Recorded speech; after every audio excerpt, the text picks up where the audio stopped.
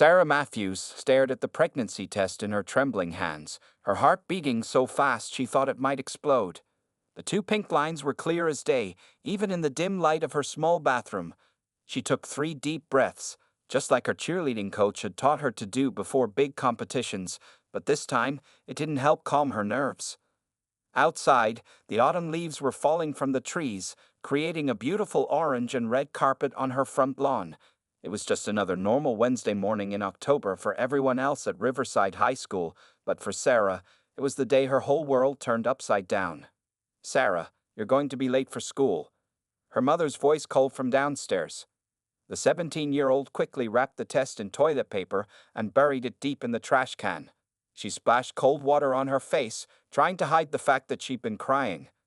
In the mirror, she saw the same long brown hair, warm brown eyes, and bright smile she'd always had, but somehow she looked different to herself now. At school, everything felt strange. The noisy hallways, filled with students rushing to their first classes, made her feel dizzy.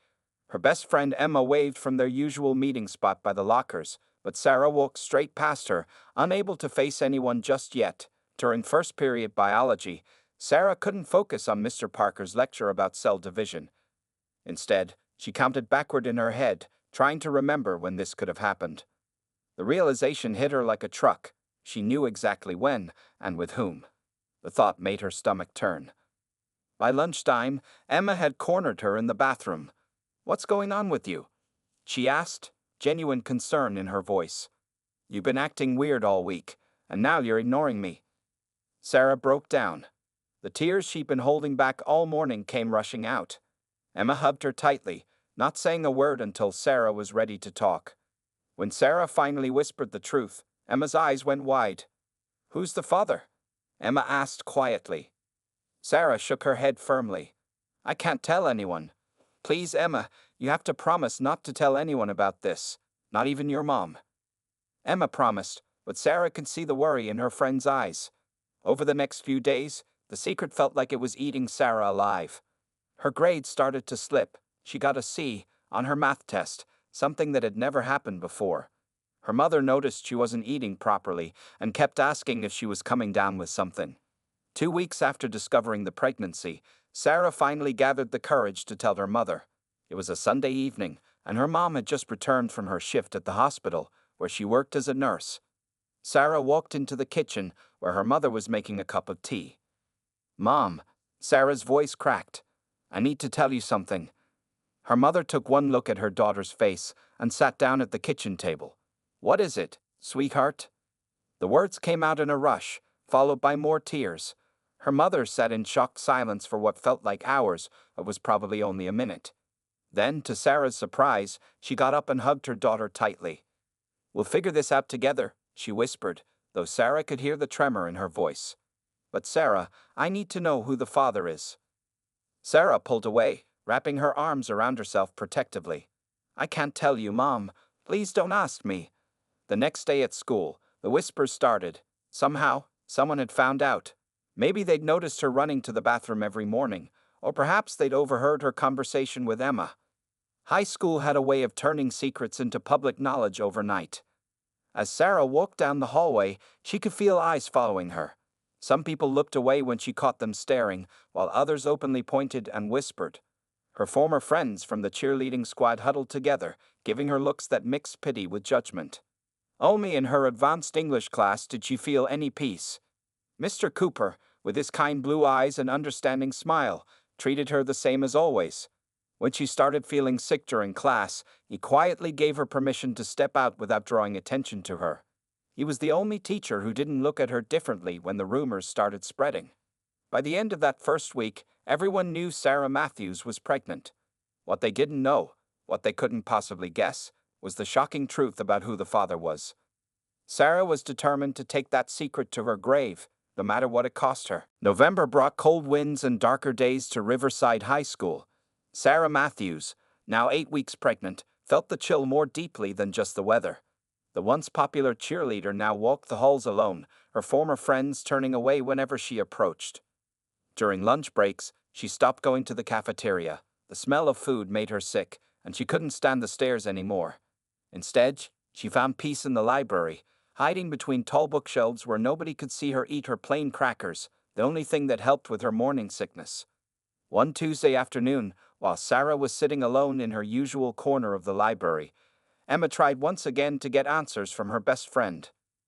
"Sarah, please," Emma whispered, sliding into the chair next to her. "I'm worried about you. You barely eat, you don't answer my texts, and you look so tired all the time. Just tell me who it is. Maybe I can help." Sarah closed her history textbook and looked at her friend with tired eyes. "Emma, I love you, but please stop asking. I can't tell anyone. I just can't." The pain in Sarah's voice was so real that Emma finally stopped pushing. Instead, she pulled out her lunch and shared her cookies with Sarah, just like they used to do before everything changed. But it wasn't just her social life that was falling apart. Sarah's grades were dropping in every class except advanced English. Mr. Cooper's class became her safe haven. While other teachers awkwardly avoided looking at her growing belly, Mr. Cooper treated her with respect and understanding. After class one day, he asked her to stay behind. Sarah's heart started beating faster, worried he might ask the same questions everyone else did. "Sarah," he said, closing the classroom door, "I've noticed your essays aren't quite up to your usual standard. I know you're going through a lot, but I'd hate to see such a talented writer fall behind." Relief washed over her. Finally, someone who wanted to talk about something other than her pregnancy. "I'm sorry, Mr. Cooper," she replied, fighting back tears. "It's hard to concentrate these days." He nodded sympathetically.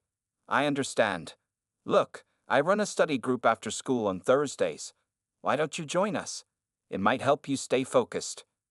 Sarah agreed, grateful for the chance to escape her empty house and her mother's worried looks. The study group turned out to be small, usually just 2 or 3 other students. They met in Mr. Cooper's classroom, working on essays and discussing literature. For those 2 hours each week, Sarah felt almost normal again. At home, things were getting harder. Her mother worked extra nursing shifts to save money for the baby, leaving Sarah alone most evenings. The silence in the house was deafening. Sometimes, she caught her mother crying in the kitchen late at night, thinking Sarah was asleep. One evening, while Sarah was doing homework in her room, she heard her mother on the phone. "I just don't know what to do anymore," her mother was saying. "She won't tell me who the father is. I'm worried it might be. No, I can't even think about that. She's just a child herself." Sarah put her hands over her belly, which was just starting to show. She whispered a quiet promise to her unborn baby. "I'll protect you, no matter what." At school, rumors kept spreading. Some people said it was Tommy Parker, the quarterback who'd moved to another state over the summer. Others thought it might be someone from a different school. A few cruel voices suggested she didn't know who the father was herself. Sarah ignored them all, focusing instead on her English assignments. Mr. Cooper's study sessions became the highlight of her week.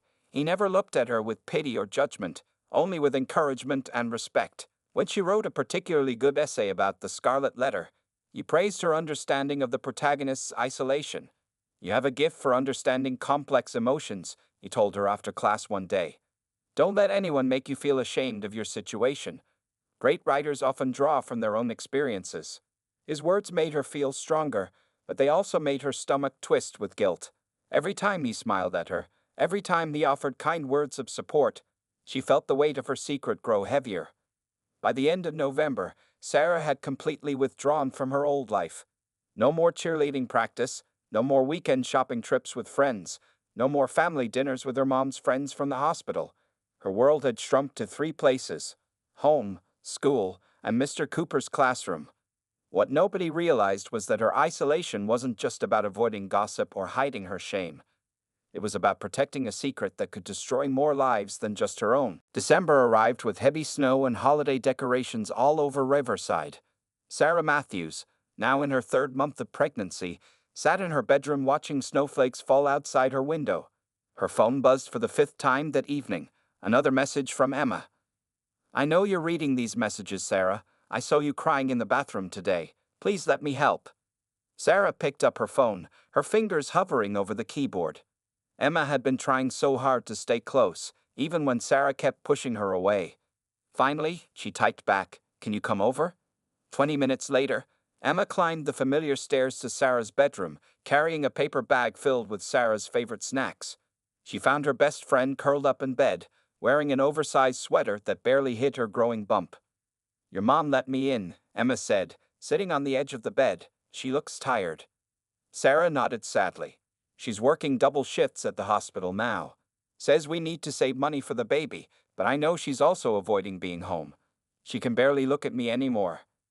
Emma pulled out a chocolate bar from her bag and broke it in half. As they shared the chocolate like they used to do in middle school, Emma noticed something strange on Sarah's desk, a new cell phone, different from her usual one. "Since when do you have two phones?" Emma asked casually. Sarah quickly got up and grabbed the second phone, shoving it into her drawer. "It's nothing. Just an old one I found." But Emma had already seen the nervous way Sarah checked that phone during school, especially after English class. Something wasn't adding up. Later that evening, Sarah's mother came home from her shift at the hospital. She looked exhausted, but managed a small smile when she saw Emma. "Thank goodness you're here, Emma," Mrs. Matthews said, dropping her heavy nursing bag by the door. "I've been so worried about Sarah being alone all the time." The three of them sat in the kitchen while Mrs. Matthews heated up leftover lasagna. The scene felt almost normal, like countless evenings before everything changed. But now there was an elephant in the room, or rather, a baby. "I scheduled your next doctor's appointment for next week," Mrs. Matthews told Sarah. "Emma, would you like to come with us? Sarah might feel more comfortable with a friend there." Before Emma could answer, Sarah jumped in. "No, I'd rather go alone with you, Mom." Emma noticed how Sarah's hand instinctively moved to her coat pocket, where the mysterious second phone was hidden. At school the next day, Emma started paying closer attention to her friend's behavior. She noticed how Sarah always took a different route between classes, avoiding certain hallways. How she would disappear during lunch periods, claiming she needed to study, but her books remained untouched in her locker. Most concerning was how Sarah acted in Mr. Cooper's English class. While she barely spoke in other classes, here she seemed almost nervous. Not scared, exactly, but on edge. Every time Mr. Cooper walked past her desk, Sarah would tense up. One afternoon, Emma stayed late after school for basketball practice. As she was leaving, she saw Sarah entering Mr. Cooper's classroom for what was supposed to be a study group. But Emma didn't see any other students going in. That night, Emma couldn't sleep. Something was nagging at her mind, like a puzzle piece that didn't quite fit.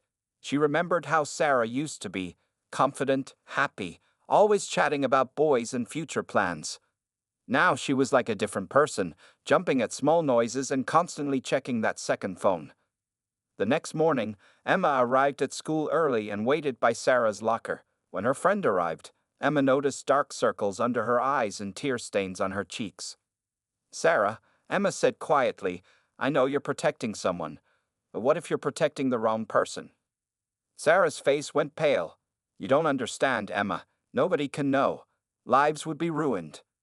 "Lives are already being ruined," Emma replied, watching as her friend's hand automatically reached for her hidden phone. "Yours is being ruined right now." Before Sarah could respond, the first bell rang. As they walked to class, Emma noticed something that made her blood run cold. Sarah took 3 steps backward when Mr. Cooper passed them in the hallway, her hands shaking as she gripped her books tighter. That's when Emma started connecting the dots, and the picture it formed made her feel sick to her stomach. But she needed proof before she could help her friend. She needed to be absolutely sure. January brought freezing temperatures and a new problem to Riverside High School. Ms. Rodriguez, the school counselor, sat in her office reviewing an email from Mrs. Peterson, the math teacher. The message described seeing Sarah Matthews leaving Mr. Cooper's classroom late one afternoon, long after the study group should have ended. Ms. Rodriguez frowned at her computer screen. As a counselor for 15 years, she had learned to trust her instincts. Something about this situation didn't feel right. She pulled out Sarah's file, noting how the once perfect grades had dropped dramatically in every subject except English. Even more concerning were the attendance records showing Sarah missing several afternoon classes, only to be marked present in Mr. Cooper's last period English class.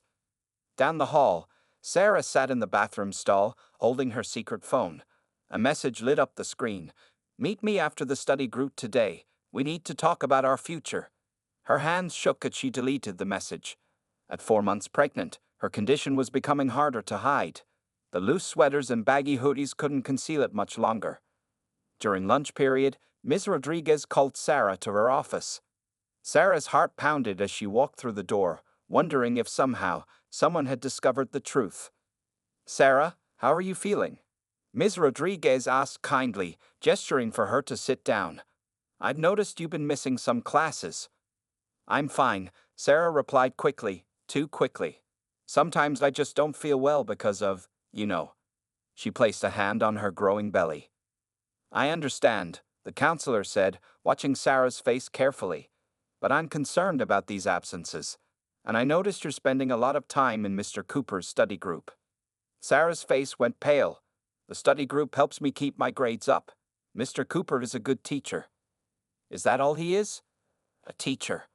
The question hung in the air like smoke. Sarah felt her throat tighten. "Of course," she whispered. "What else would he be?" Before Ms. Rodriguez could ask more questions, there was a knock at the door. Mr. Cooper himself stood there, looking perfectly professional in his blue button-down shirt and tie. "Sorry to interrupt," he said smoothly. "I needed to discuss Sarah's makeup assignments with her, but I can come back later." Ms. Rodriguez noticed how Sarah seemed to shrink in her chair, how her eyes fixed on the floor. But before she could say anything else, Mr. Cooper spoke again. "Actually, I have all the study group attendance records right here," he said, pulling papers from his briefcase. "Sarah has been an excellent participant, always working with other students. Mrs. Peterson probably saw her staying late to finish an essay last week. I should have mentioned it earlier." His explanation sounded perfect, too perfect. But without any clear evidence of wrongdoing, Ms. Rodriguez couldn't push further. Later that day, Emma watched from across the hallway as Sarah rushed out of Ms. Rodriguez's office. She saw how Mr. Cooper followed a few minutes later, walking in the opposite direction, but somehow ending up near Sarah's locker when the final bell rang. Emma remembered something from last week that had seemed odd at the time. She had forgotten her history book and came back to school around 6 p.m., only to see Mr. Cooper's car still in the parking lot. When she walked past his classroom, the lights were off, but she heard voices inside. That evening, Sarah received another message on her secret phone. "You handled it well today. Remember, nobody would understand. They'd only try to keep us apart." Sarah curled up on her bed, feeling sick. Her mother was working another night shift, and the house felt huge and empty. The baby kicked, making her jump. Sometimes she forgot there was actually a tiny person growing inside her, a tiny person who would need explanation someday. The next morning, Ms. Rodriguez started making calls to Mr. Cooper's previous school, but everywhere she called, she got the same answer: "We have no comment about former employees." Just as she was about to dig deeper, the principal handed her a letter. Mr. Cooper had provided detailed documentation of all his study group sessions, complete with student signatures and parent permission forms. Everything looked perfectly legal and proper. The investigation was quietly dropped, but Ms. Rodriguez kept watching. She noticed how Sarah never made eye contact with Mr. Cooper in the hallways anymore. How she always kept at least 3 feet of distance between them in public. How she seemed to be carrying an increasingly heavy secret along with her growing child. What nobody realized was that this near miss would only make things more dangerous. The truth was building pressure like steam in a kettle, and soon it would have to explode. Spring break arrived at Riverside High School, bringing warm sunshine and blooming flowers. But for Sarah Matthews, now 9 months pregnant, nature's beauty went unnoticed. She sat in her hospital room, gripping her mother's hand as another contraction hit. "Just breathe, honey," Mrs. Matthews said, wiping sweat from her daughter's forehead. The beeping of hospital machines filled the room, and outside, through the window, the sun was just beginning to rise. Emma paced nervously in the hallway, holding 2 cups of bad hospital coffee. She had been there all night after Sarah called her at 2 a.m., crying about the contractions starting. Now, 12 hours later, the baby was finally coming. Inside the delivery room, Sarah screamed as another pain tore through her body. The doctor looked up from the end of the bed. "You're fully dilated, Sarah. On the next contraction, I need you to push." Mrs. Matthews, still wearing her nurse's scrubs from her shift, held her daughter's hand tighter.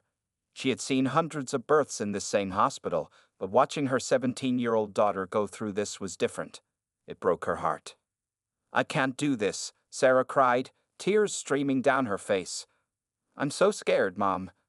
"Yes, you can, sweetheart. You're stronger than you know." The next hour passed in a blur of pain, screaming, and encouragement from the medical team. Finally, at 7:43 a.m. on a Tuesday morning in March, a baby's cry filled the room. "It's a girl," the doctor announced, holding up the tiny, wriggling bundle. Sarah collapsed back against the pillows, exhausted. When the nurses placed her daughter on her chest, she looked down into the baby's face for the first time. The tiny girl had a head full of dark hair, just like Sarah's. But when the baby opened her eyes, Sarah's heart stopped. They were the most striking shade of blue she had ever seen. Emma, who had finally been allowed into the room, gasped softly. Those eyes. They reminded her of someone, but she couldn't quite place who. She watched as Sarah quickly looked away from the baby's face, fresh tears falling. "She's beautiful," Mrs. Matthews whispered, touching her granddaughter's tiny hand. "What are you going to name her?" Sarah swallowed hard. "Lily," she said quietly. "Her name is Lily." Later that afternoon, while Sarah slept, Emma sat in the hospital room holding baby Lily. The newborn's blue eyes stared up at her intently, and something nagged at Emma's memory. She had seen eyes exactly like these before, somewhere at school. A nurse came in to check Sarah's vitals, smiling at the sleeping teenager. "Poor thing, she's exhausted. But she did so well for someone so young. Will the father be visiting?"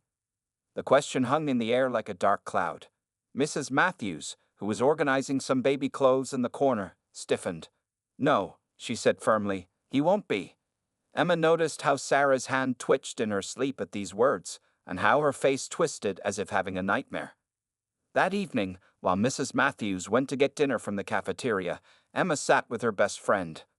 Sarah was awake now, holding Lily and staring at her daughter's face with a mix of love and fear. "Sarah," Emma said gently, "I need to ask you something." Lily's eyes. "Don't," Sarah interrupted, her voice shaking. "Please, Emma, I can't talk about it. But they look exactly like." I said no. Sarah's sharp tone made the baby startle and cry. As Sarah soothed her daughter, Emma saw how her friend's hands were trembling. Just then, Sarah's secret phone buzzed in her bag by the bed. Emma saw her friend freeze, then quickly look away from the bag as if it contained a snake. The phone buzzed again and again, but Sarah made no move to check it. Outside the hospital room window, the sun was setting, painting the sky in shades of orange and pink. In the nursery down the hall, other newborns were being visited by their proud fathers, bringing flowers and taking photos. But in room 302, a teenage mother held her newborn daughter close, protecting her from a truth that was becoming harder to hide. Those striking blue eyes, so familiar yet so devastating, would soon lead others to the same conclusion Emma was reaching. The secret Sarah had carried for 9 months was now visible in the face of her innocent child, and no amount of denial could hide it much longer. 2 weeks after Lily's birth, on a quiet Monday morning, Principal Wilson opened her email to find a message that made her blood run cold. The subject line read, "URGENT. Evidence of teacher misconduct." The sender's address was anonymous. With shaking hands, she clicked open the attachment. Pages of text messages filled her screen, conversations between two people spanning the last year. As she read through them, her face grew pale. The messages were between Mr. James Cooper and Sarah Matthews, starting from when Sarah was still 16. "Meet me after study group. Don't worry, nobody will understand our special connection. You're so mature for your age. Delete these messages right after reading. Soon we can be together properly." At her desk, Principal Wilson reached for her phone to call the school board, but another email popped up. This one contained pictures, screenshots of more messages, these from recent months. "Don't tell anyone about the baby. Remember, they'll try to keep us apart if they find out. I'll take care of you and our child, but you have to keep quiet." Across town, Sarah sat in her bedroom, rocking 2-week-old Lily.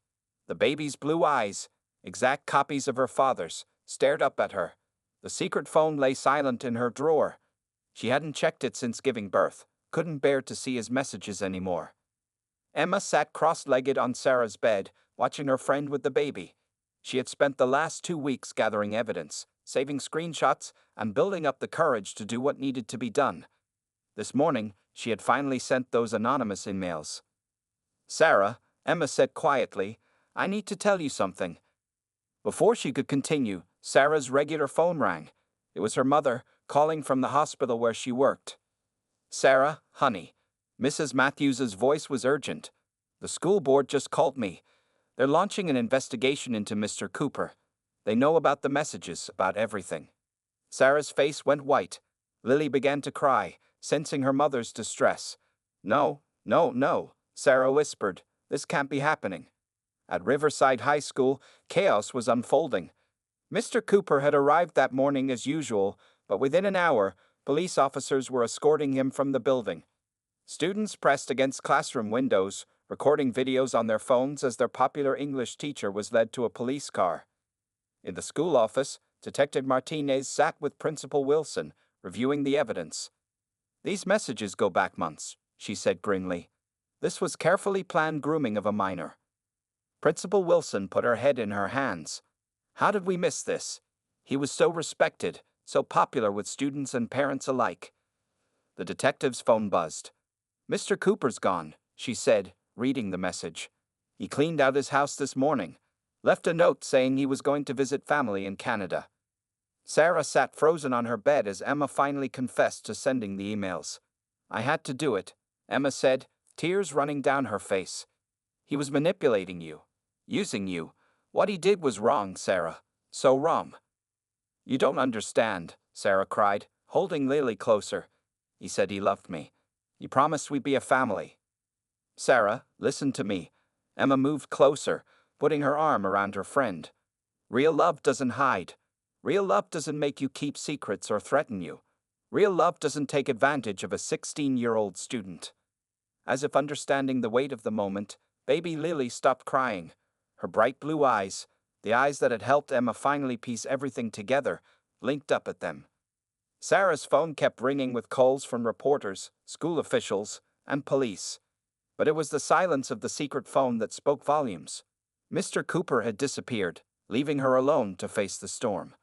By evening, the story had exploded across local news. "Teacher flees after sexual abuse allegations," the headlines screamed. Sarah's mother came home early from her shift, gathering her daughter and granddaughter in her arms. "I'm so sorry," Sarah sobbed. "I wanted to tell you. I was just so scared." "This wasn't your fault," her mother whispered fiercely. "None of this was your fault." As night fell, police cars patrolled the streets of Riverside, searching for the missing teacher. But James Cooper was long gone, leaving behind a trail of shattered trust, broken laws, and a young mother whose life would never be the same. The secret was out now, impossible to hide. But this was just the beginning of a story that would shake their small town to its core. The police station buzzed with activity as Detective Martinez pinned another photo to the investigation board. James Cooper's smiling faculty photo stared back at her, surrounded by red strings connecting to other images, text messages, school records, and a map marking possible escape routes to Canada. 3 days had passed since the scandal broke, and Riverside was in chaos. News vans lined the streets near the high school, reporters desperate for any new details about the teacher who had betrayed everyone's trust. "Detective," Officer Chen called from his desk, "you need to see this." He turned his computer screen to show her an email from another school district 2 states away. 3 years ago, Cooper resigned suddenly from Milton High School. There were rumors, but no formal complaints. "He's done this before," Detective Martinez muttered, adding another red pin to her board. At home, Sarah sat in the rocking chair by Lily's crib, watching her 3-week-old daughter sleep. Dark circles under her eyes showed she hadn't been sleeping much herself. Her mother had taken leave from the hospital to stay home with her, afraid to leave her alone with all the media attention. The doorbell rang. Sarah tensed, but her mother checked the window and nodded. "It's Detective Martinez." The detective sat with Sarah in the living room, her notebook open. "Sarah, I know this is hard," she said gently, "but we need to understand everything that happened. It might help us find other victims." Sarah looked down at her hands. "It started last year, during my junior year. I was having trouble at home after Dad left. Mr. Cooper. He noticed I was struggling. As Sarah spoke, Detective Martinez wrote everything down: the special attention during class, the way he made her feel special, understood, the private study sessions that gradually turned into something else, the promises of a future together. He said nobody would understand our love, Sarah whispered, that they'd try to keep us apart. When I found out I was pregnant, he said we had to keep it secret until I turned 18. Across town, Principal Wilson faced a room full of angry parents. The emergency meeting had been called to address the scandal that had rocked Riverside High. How did nobody notice? One mother demanded. How many other students did he target? The principal's voice shook as she responded. We're reviewing every interaction, every grade, every study session. We've set up counseling services for any student who needs support. Back at the police station, more evidence was pouring in. Former students from Milton High School began coming forward with their own stories about Mr. Cooper.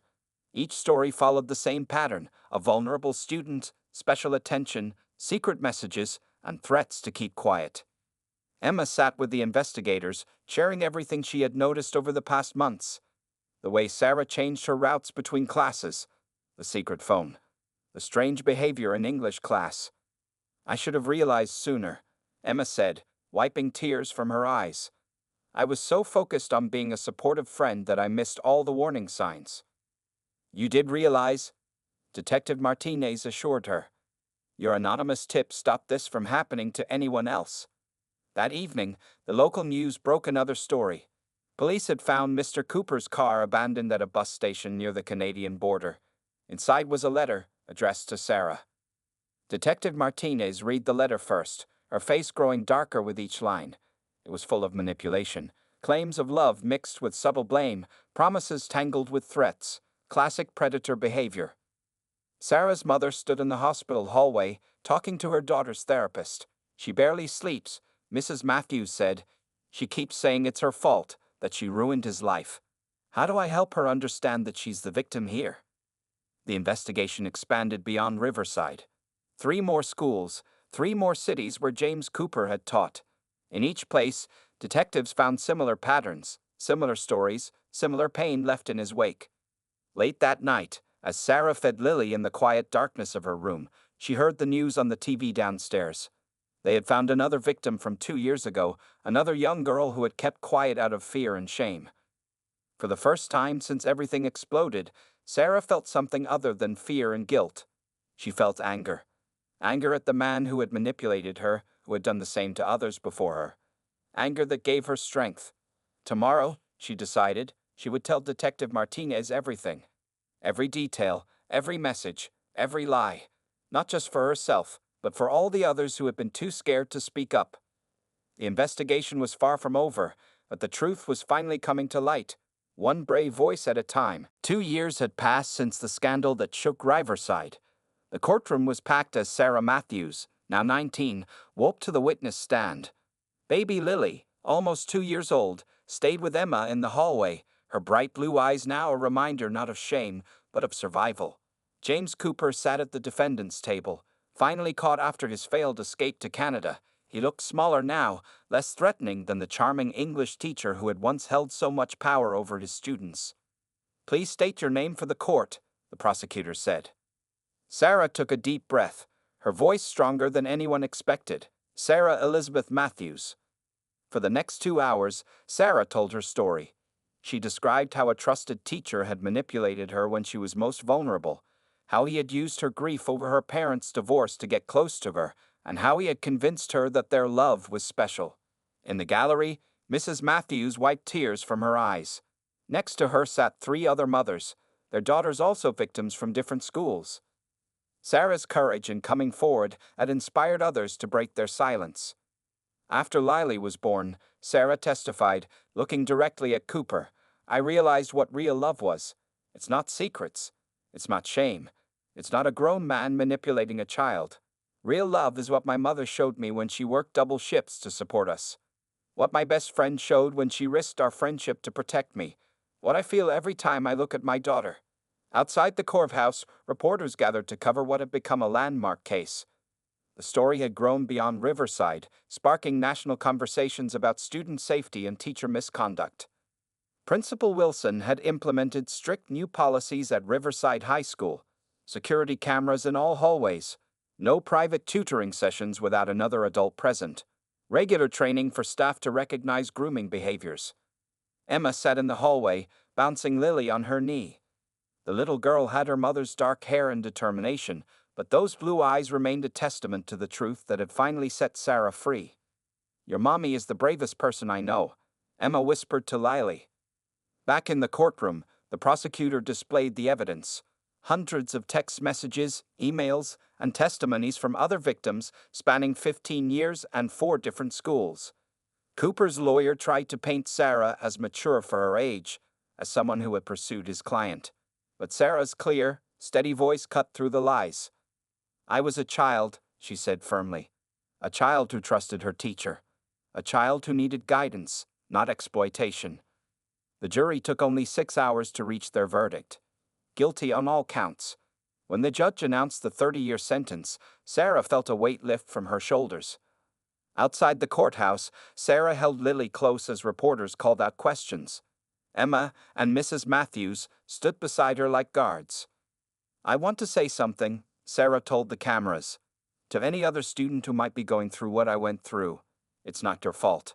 You're not alone, and there are people who will believe you and help you." That evening, at the small apartment Sarah and Lily now shared with Mrs. Matthews, they celebrated not just the verdict, but how far they'd come. Sarah was taking online college classes in psychology, determined to become a counselor for other survivors. She already volunteered at a support group for teenage mothers, sharing her story to help others recognize manipulation and abuse. Lily toddled around the living room, playing with the stuffed animals Emma had brought. She was too young to understand the significance of this day, but someday Sarah would tell her the whole story. "You helped change things," Emma said, watching Lily play. "The new laws they're passing about teacher conduct, that's because of you speaking up." Sarah smiled, thinking of the 3 other girls who had testified after her. "We changed things together." Later that night, after everyone had gone home and Lily was asleep, Sarah stood at her daughter's crib. The moonlight caught those blue eyes, now closed in peaceful sleep. "You saved me," Sarah whispered to her sleeping child. "You helped me find my strength." On her desk lay her college textbooks, next to them a framed photo of Sarah speaking at a school assembly about recognizing predatory behavior. The scared, silent girl from 2 years ago was gone. In her place stood a young woman who had turned her pain into purpose. The headlines would fade, but Sarah's work would continue. For every frightened student, for every silent victim, for her daughter, and for herself, she would keep telling her story. Because sometimes the greatest triumph isn't just surviving, it's helping others survive too.